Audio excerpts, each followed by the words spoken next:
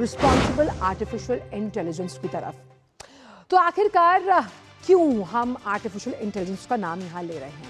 वजह यह है कि आर्टिफिशियल इंटेलिजेंस पर जो समिट चल रहा है उसको लेकर लगातार रिस्पॉन्सिव एआई की बात हो रही है। यानी कि जब हम बात करते हैं कि सारे काम जो कि आपकी cloud computing, generative AI, robotics, smart solutions, hackathon से जुड़े हुए हैं, अब इसके लिए जिम्मेदारी को सुनिश्चित करना कितना जरूरी हो गया है, इस पर आर्टिफिशियल इंटेलिजेंस की समिट में तमाम प्लेनरी सेशंस में चर्चा हो रही है। इसीलिए इस वजह से गिनीज वर्ल्ड ऑफ रिकॉर्ड्स में नाम दर्ज किया गया है। तो आइए ग्राफिक्स के जरिए आपको समझाते हैं आखिर ये पूरी कहानी क्या है और इस समिट में किस तरह से लगातार आगे हम बढ़ रहे हैं। तो Guinness world of book records में नाम दर्ज है। भारत ने आर्टिफिशियल इंटेलिजेंस में ये बड़ा नाम दर्ज किया।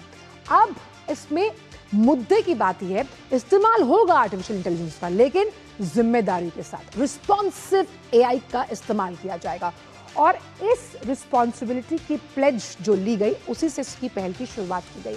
अब ये प्लेज कहती क्या है? ये प्लेज 3 बातें कहती है। पहली, सुरक्षित, यानी कि वो सिक्योर्ड होगी, नैतिक और साथ ही साथ उत्तरदायी, यानी कि रिस्पॉन्सिबल, ट्रांसपेरेंट और अकाउंटेबल एआई पर लगातार जोर दिया गया। 2.5 लाख से ज्यादा लोगों ने इसकी शपथ ली और भारत की तरफ से यह अभियान चलाया गया और ये 16 फरवरी की सुबह यह अभियान शुरू हुआ था। अब इसको ऐसे समझते हैं कि ये ज़रूरी क्यों है?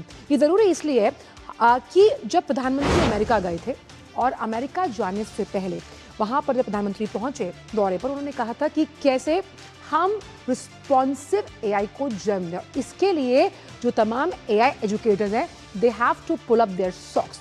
और इसीलिए अब समझाते हैं आपको कि केंद्रीय मंत्री अश्विनी वैष्णव ने प्रधानमंत्री नरेंद्र मोदी को लेकर आभार जताया आर्टिफिशियल इंटेलिजेंस की। जब हम बात करते हैं, आइए आपको समझाते हैं। like to thank our honorable Prime Minister Shri Narendra Modi ji for giving us this vision of involving the youth in the responsible and ethical use of AI.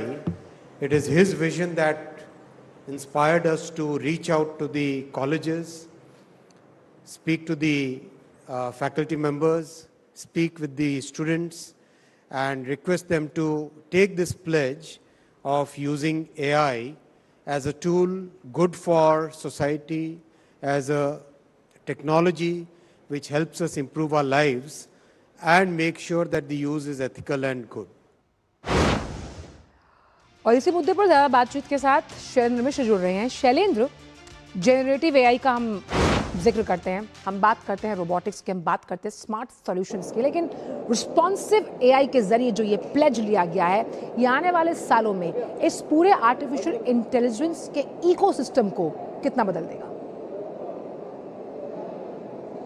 देखिए, एआई भविष्य में अलग अलग सेक्टर्स में बहुत मददगार होगा, लेकिन इसके जो खतरे हैं वो इस बात को लेकर हैं कि हम अगर कोई ऐसा एआई का इस्तेमाल करे जो नैतिक न हो, तो फिर ये सबकी जिम्मेदारी हो जाती है कि हम भविष्य में एआई के इस्तेमाल में सुरक्षित एआई हो, सेफ एआई हो और वो पूरी तरह से जिम्मेदार पूर्ण हो। ये इकोसिस्टम बनाने की ओर काम किया जाए और इसीलिए एक गिनीज बुक ऑफ रिकॉर्ड भी यहाँ पर बना है, जहाँ पर 2.5 लाख से ज़्यादा युवाओं ने और जो भविष्य के एआई पेशेवर है, उन्होंने लोग ये प्रण लिया है कि वो रिस्पॉन्सिबल बनेंगे, यानी रिस्पॉन्सिबल जो एआई है, जिम्मेदार पूर्ण एआई के इस्तेमाल को लेकर उन्होंने शपथ ली है।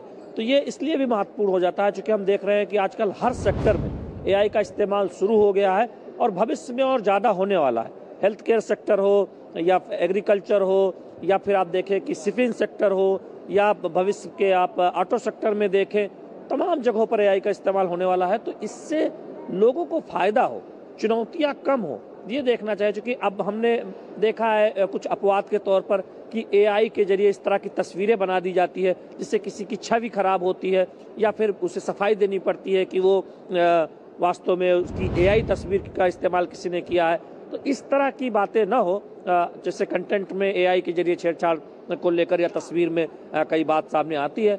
अब जानते हैं कि नियामकीय सिस्टम तो है ही, नियम कानून तो हर देशों के हैं ही, लेकिन ये एक जिम्मेदारी है जो एआई का इस्तेमाल करते हैं या फिर जो एआई टूल्स को बनाते हैं कि इस तरह के एआई सिस्टम मॉड्यूल्स को हम डेवलप करें कि उसका गलत इस्तेमाल न हो सके। तो ये बहुत महत्वपूर्ण हो जाता है। इसीलिए आज एक पूरा सत्र एआई सम्मेलन में इस बात को लेकर जी, रखा गया शैलेंद्र। और उम्मीद जताई केंद्रीय मंत्री अश्विनी वैष्णव ने कि अलग अलग सुझाव आएंगे कि कैसे एआई का जिम्मेदारपूर्ण तरीके से बेहतर इस्तेमाल भविष्य में किया जाए।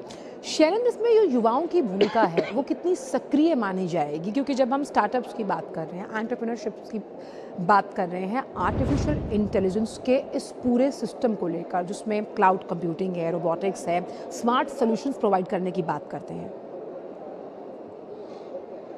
देखिए, जब भी कोई नया बदलाव आता है तो सबसे पहले युवा उस तरफ आकर्षित होते हैं और युवा ही उसका सबसे पहले इस्तेमाल करते हैं।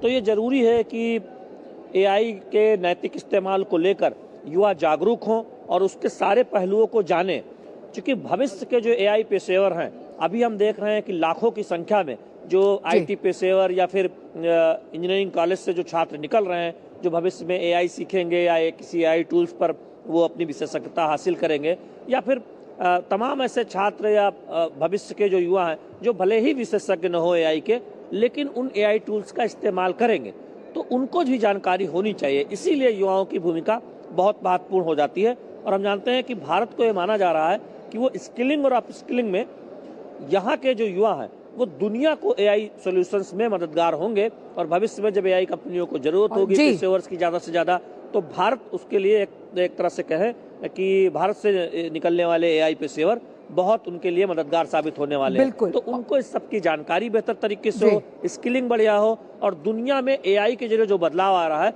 उसमें अग्रणी भूमिका भारत निभाए, भारत के पेशेवर निभाए। इस दिशा में भी ये सम्मेलन बहुत महत्वपूर्ण है जो भारत में इसीलिए भारत जिस तरह के प्रॉब्लम सॉल्वर, सॉल्यूशन प्रोवाइडर की भूमिका में आर्टिफिशियल इंटेलिजेंस के क्षेत्र में है, ये अपने आप में एक प्रगतिवादी सोच की तरफ इशारा करता है। बहुत बहुत शुक्रिया आपका शैलेंद्र, इन तमाम जानकारी को हमसे साझा करने के लिए। और आइए अब बात